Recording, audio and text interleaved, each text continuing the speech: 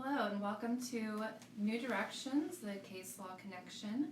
I'm Sarah Hink. I'm one of the attorneys and partners here at New Direction Family Law, and this is a time where I just go over some case law in North Carolina that are important cases for practicing family law in North Carolina, and it's good to know if they may be relevant to you, and you can discuss with your own attorney if you're not a client here at New Direction Family Law.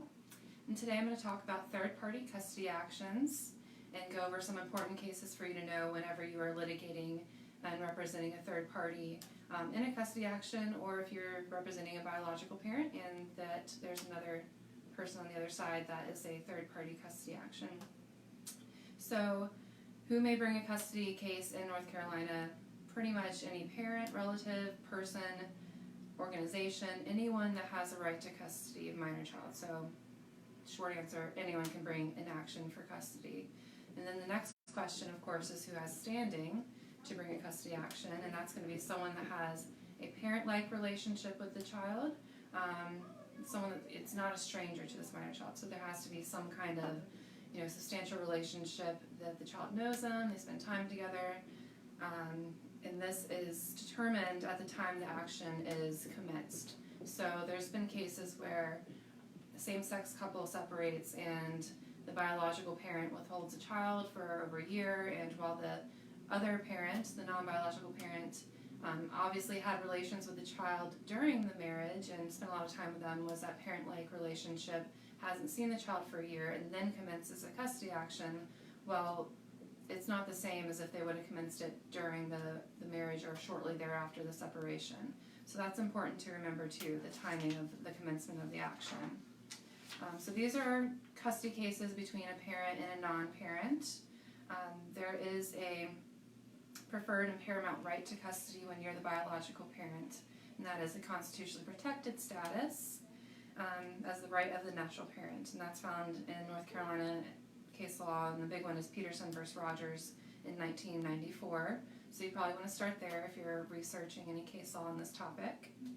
And initially the courts held in that case that there has to be a finding that the biological parent is unfit or has otherwise neglected the welfare of the minor children. So that's a pretty heightened standard to have to prove one of those things in a case. So if you're representing a grandparent, a cousin, anyone that has a relationship with the child that is pursuing custody, that is what you needed to show. And case law in North Carolina has developed that a little bit more. In Price v. Howard in 1997, that the court found that the conduct inconsistent with parental duties or failing to shoulder the responsibilities attendant to rearing the child, that could either dissolve or result in a waiver of the parent's constitutionally protected status. So that's different from the unfit standard that was in the Peterson-Rogers case. And the courts later held that this due process clause ensures that the government can only take the child from the parent if there's unfit or the conduct is inconsistent with protected status. That was in Adams v. Tessiner in 2001.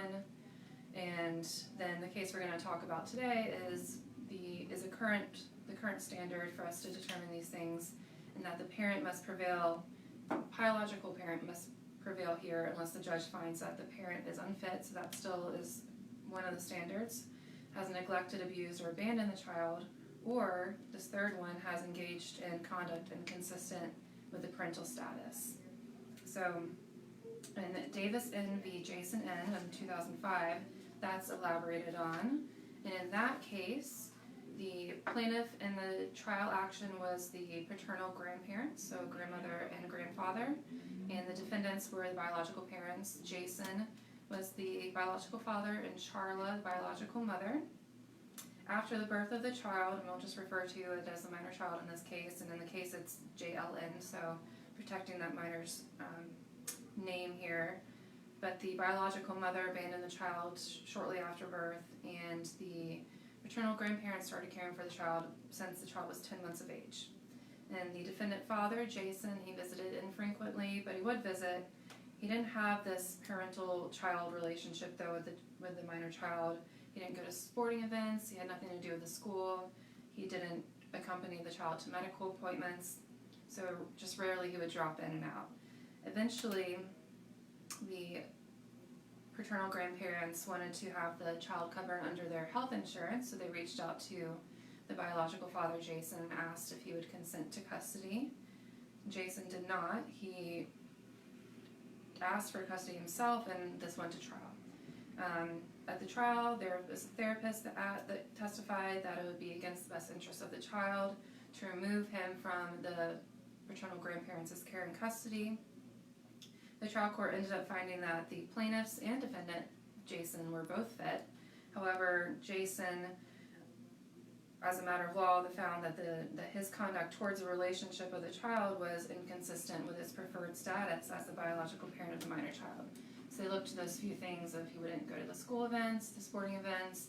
He was acting inconsistent with his duties that were necessary to raise his child.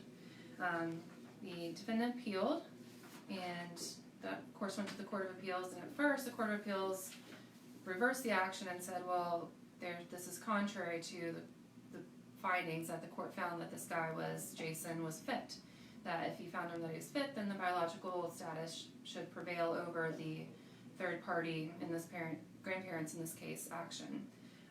There was a dissent in that appeal, so the judge went in that case dissented from that holding and contended that the natural parents may forfeit their constitutionally protected status, and they do that by the unfitness or acting in the manner inconsistent.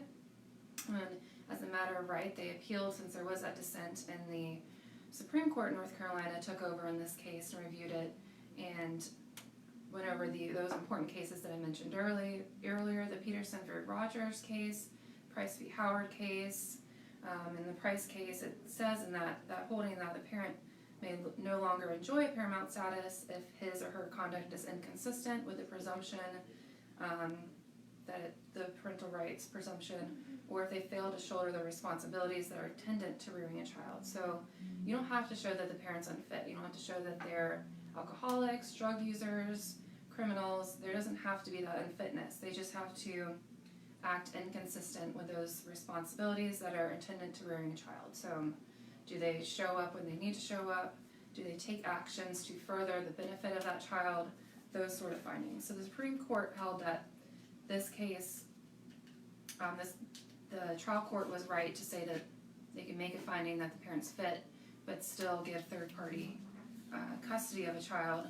It did reverse it back to the trial court, however, because they did say that they failed to apply the clear and convincing standard. So remember, if you're doing a case and you either prove unfitness or that they acted inconsistent, that you still have to make a finding, or put it in the order if you're drafting an order that it was found by the clear and convincing standard, because that's important and you can be overturned on that. So a refresher for anyone that needs a refresher on what clear and convincing is. It's higher than the preponderance of the evidence that we usually operate on in the civil world. It's for cases where there's civil liberties involved, which is the case here, of course. It's a firm belief or conviction that it's right. So lower than beyond a reasonable doubt, which is the standard in criminal cases, but higher than that typical beyond or preponderance of the evidence. So that's very important to remember. Your facts need to be proven to that extent, and that needs to be in the order that you draft. So when you're looking at cases and you don't think that there's an unfitness on the part of a biological parent, just look at those relevant facts of, was the non-parent, was it voluntary that they weren't being in the child's life? Obviously, if they're incarcerated or serving overseas, that's not going to count. That's not voluntary. How much personal contact did they have with the child during the time that the third party was caring for them? And how long was this third party actually caring for the child? And how long was the child in their custody? Were they providing financial support? And this conduct inconsistent with the parental duties, that has to have some kind of impact on the child. So make sure you go over that at trial as well, that this child won't know this parent. This child, would be fearful of all of a sudden changing custody to be with the biological parent. So make sure you make that leap there too, to show that, they've acted inconsistent, and then these actions inconsistent with their parental duties has either harmed the child or somehow separated the child from the parent. So those are the cases that you would want to look at: the Peterson-Rogers case, the Price v. Howard case, and the 2005 Davis N. versus Jason N. is a good one too. And just remember that it's not just a question of the unfitness, that there are opportunities there for a third party to gain custody through custody action in North Carolina. And of course, this applies to grandparents, and we will do another segment on grandparents' rights because there's a different standard for visitation. In North Carolina, grandparents can seek visitation, but it's a different standard than what we just reviewed here, which applies to any third party that is asking for custody. So, if you have any questions about this, please reach out to us, leave a comment on the post here, and of course, if you are a grandparent or relative, or even just someone that is close to a child or caring for it, and you think that you might have certain rights to custody, please reach out to us here at New Direction Family Law, and you can find our contact information on our Facebook page, and thank you so much for joining in today.